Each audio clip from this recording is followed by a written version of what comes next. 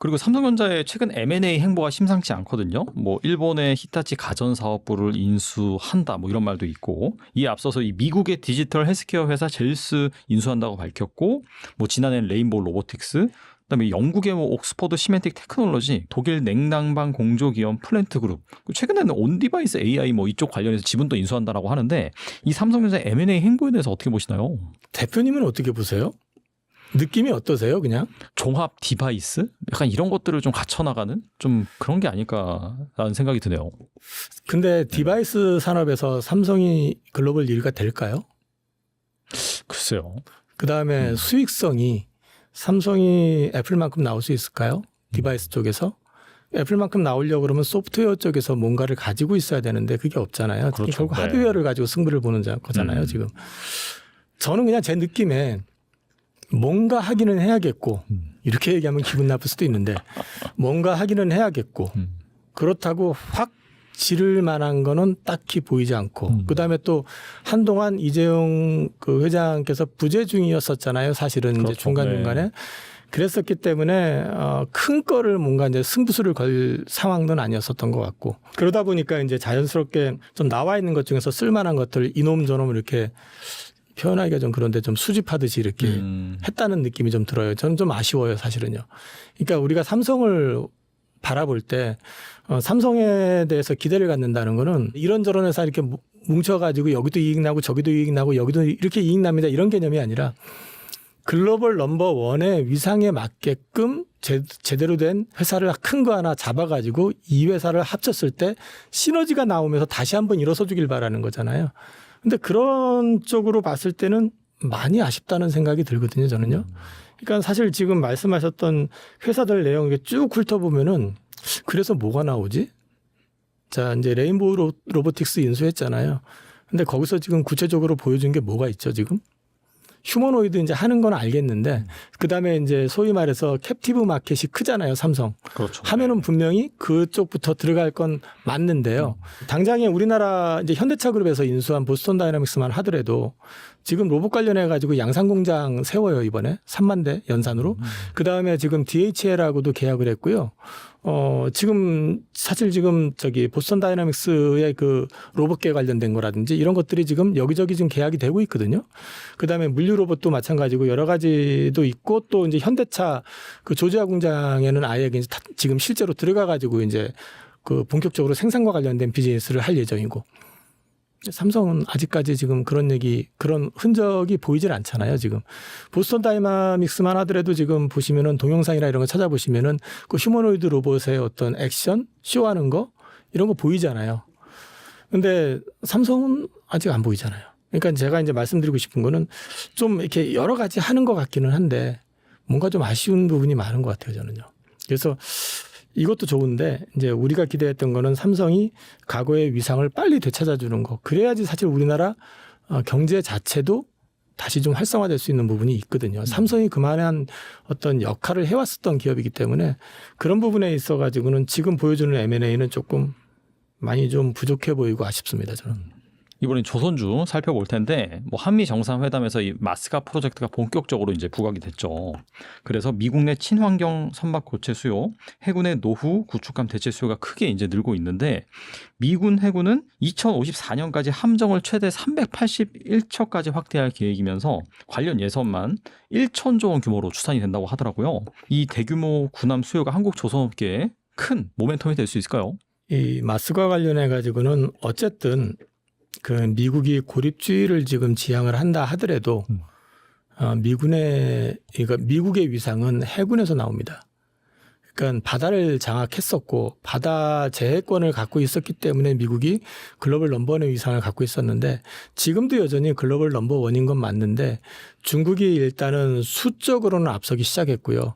이게 문제는 뭐냐면 미국이 군함을 만들 수 있는 능력이 떨어져요. 그러다 보니까 1년에 뭐 생산 가능한 대수가 1.5대 뭐 이 정도밖에 되지 않는 상황인데, 퇴역함은 계속해서 나오거든요. 아까 말씀하신 뭐 381대 그거 맞추는 게 굉장히 큰 문제일 수 있는 게 뭐냐면 이미 노후화된 선박들이 태반이에요. 그러다 보니까 이제 그거를 퇴역을 시키게 되면 대체를 해야 되는데 그 대체할 수 있는 시간이 많지 않아요. 왜냐하면 지금 사실 중국은 군함을 찍어낼 정도거든요. 그렇죠. 네. 그러면은 이게 앞으로 계속 벌어질 거란 말이에요. 그러면 이제 빨리 대체를 해야 되는데 그걸 대체해 줄 수 있는 데가 물론 군함을 만들 수 있는 국가들은 꽤 많습니다. 뭐 스웨덴도 있고 옆 나라 일본도 가능하고요. 여러 나라에서 가능은 한데 이제 우리 문제는 뭐냐면은 그 적기에 그다음에 이제 비용 맞춰 가지고 제대로 납품할 수 있는 국가는 제한돼 있다는 거죠. 그중에 가장 효율성 높고 그다음에 이제 그 적기에 납기까지 맞출 수 있는 국가는 우리나라밖에 없다라는 게 현실적인 얘기입니다. 그래서 지금 트럼프 대통령이 계속해가지고 계속 조선 얘기를 하는 거고, 그 다음에 조선의 협력과 관련된 얘기를 하고요. 지난 주말에 현대차하고 LG엔솔 공장, 배터리 공장 이민국에서 들이닥쳐가지고 맞아요. 다 잡아갔을 네. 때도 트럼프 대통령이 그 이후에 해명하는데도 비자라든지 그 이제 우수한 인력들이 들어오려면은 그 사람들을 끌어와가지고 활동할 수 있게 하는 조치가 필요하다. 그러면서 훌륭한 사람들 와가지고 우리 미국인들 가리켜라라는 얘기를 하면서 언급했던 업종이 역시 또 조선도 들어가 있어요. 이 부분과 관련해가지고는 분명히 그럴 수밖에 없는 상황인 건 맞는데요. 지금 오늘 김용범 정책실장이 기자회견인지 아니면 국회에서 발언한 건지 모르겠는데 발언한 내용을 보면은 지금 약간 삐걱거리고 있는 것 같아요. 그러니까 1,500억 달러 사용처에 대해서 그다음에 이제 이익의 90%를 미국이 가져가고 뭐 이런 얘기들 있잖아요.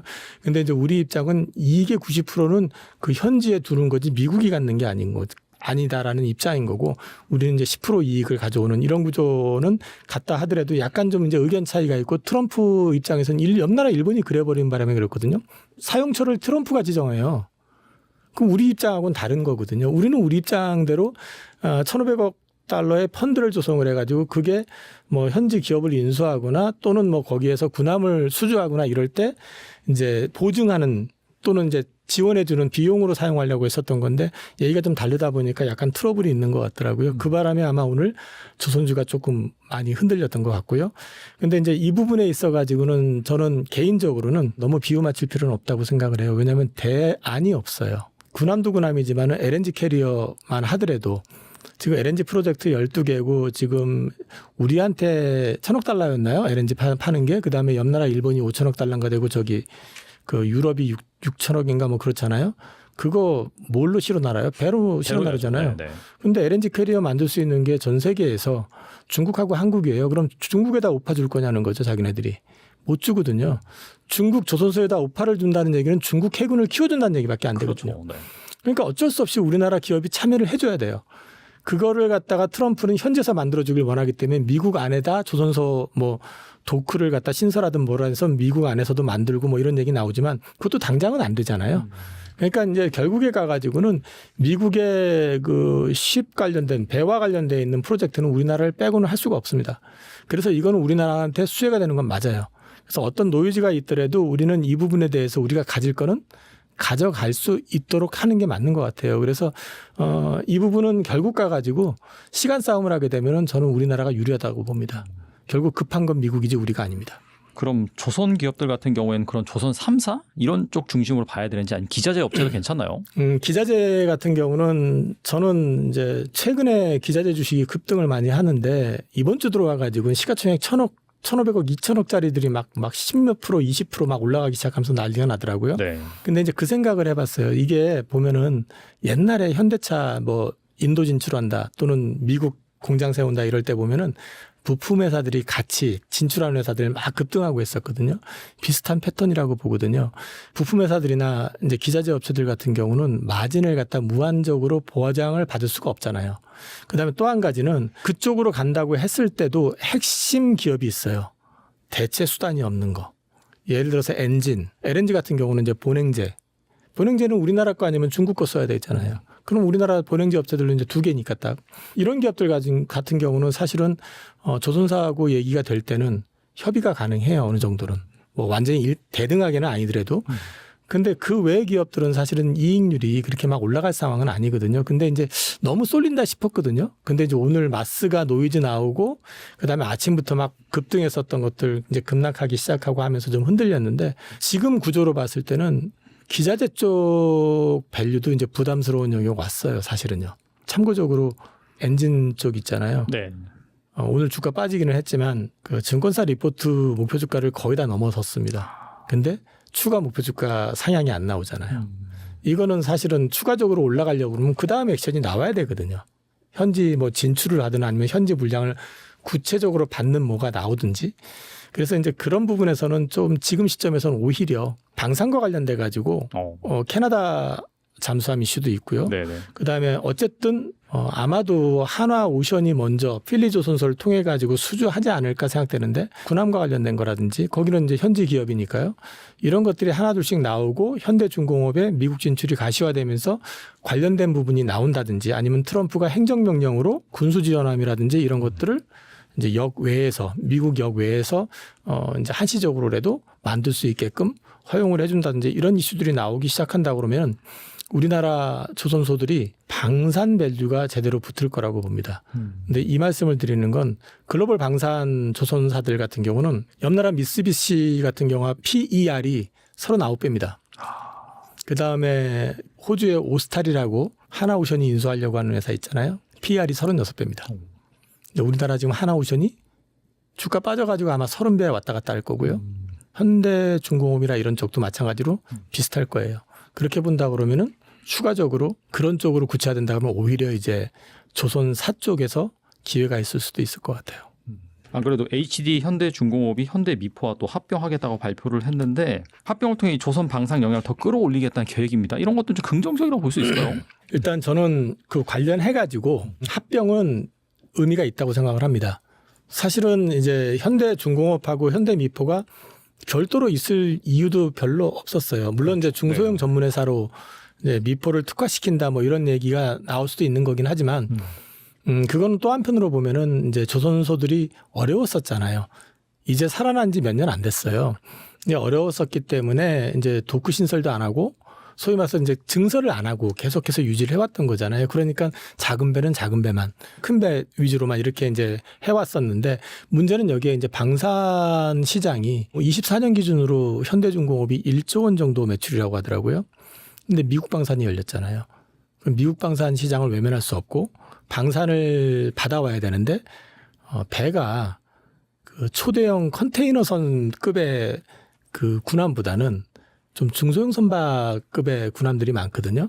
그러다 보니까 관련해가지고 소위 말해서 방산면허를 갖고 있는 거는 현대중공업입니다. 근데 이제 중소형 선박 사이즈의 군함이나 군수 지원함을 받으려고 그러면 면허가 있어야 되잖아요. 면허가 없는 상태에서 현대중공업에서 수주해가지고 미포에 줘서 미포에서 만들기에는 못하거든요. 특히 방산 같은 경우는 보안이 중요하기 때문에. 그래서 이번 합병은 다분히 방산 시장이 확장되는 거를 감안해가지고 하는 전략적인 판단이라고 저는 봅니다. 이거는 되게 의미가 있는 게 이렇게 될 경우에는 현대미포가 미국 군함 쪽이라든지 군수지원함 쪽 수주를 받게 되면 합병이 되니까 현대중공업이 되는 거죠. 그거를 도크를 이제 한국에 있는 도크를 좀 활용을 하고요. 그 다음에 이제 소위 말해서 중소형 선박은 베트남에 있는 것 도크를 활용을 하게 되면 오히려 효율성도 좀 더 올라갈 수 있게 되고 그다음에 이제 도크의 활용률도 되게 높아지게 되는 효과가 있습니다. 이렇게 될 경우에 지금 IR 자료를 보면은 2035년에 방산 매출만 10조 얘기를 하고 있습니다. 그러면 얘기가 달라지는 거죠. 네. 그리고 방산 마진 자체가 생각보다 굉장히 크거든요. 그런 것도 감안해 보셔야 되고 또 한 가지는 이렇게 해놓게 되면은 소위 말해서 중소형 선박하고 대형 선박을 이제 다 아우를 수가 있잖아요. 이 상태로 미국에다가 현지 법인을 세우든지 아니면 현지에 기업체를 하나 인수를 하든지 아니면 현지 조선소 한 군데다가 지분 출자를 할 수 있잖아요. 이제 어떤 식으로 들어갈지 모르겠어요. 그랬을 경우에는 이제 그 소위 말해가지고 시너지를 더 크게 볼 수도 있는 거죠. 그래서 이번 그 합병은 다분히 미국 진출을 준비한 전략적 판단이다. 저는 그렇게 보고 있고 그래서 지금 목표 주가를 보면은 다올증권 리포트를 보면은 현대중공업이 목표 주가가 70만 원대 올라왔고요.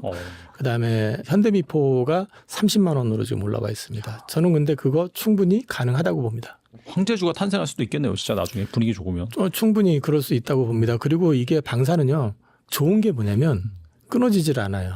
컨테이너선이나 이런 것들을 한번 딱 해놓고 나면은 이게 중간에 비잖아요. 공백기가 있잖아요. 그래가지고 대량 발주가 한 사이클이 지나고 나면은 그 다음 사이클을 오는 데까지 좀 텀이 길잖아요.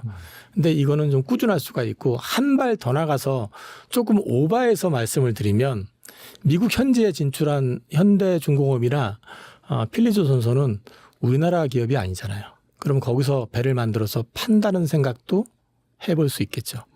글로벌. 그러네요. 예, 그렇게 되면은 글로벌 방산 시장에서 군함 시장에서 잠수함 시장에서 생각보다 굉장히 좀 커질 수 있는 그런 여건도 물론 가능할 거라고 봅니다. 물론 우리나라보다는 손재주도 없고 일하는 데 있어서 의욕도 좀 많이 약하잖아요. 그리고 힘든 일 잘 안 하려고 하고 단가도 높고 그렇기 때문에 그런 리스크도 분명히 있기는 있어요. 근데 이제 커버할 수 있는 건 최대한 자동화를 하면서 자동화가 아마 30%까지는 가능하다는 것 같아요. 그러면서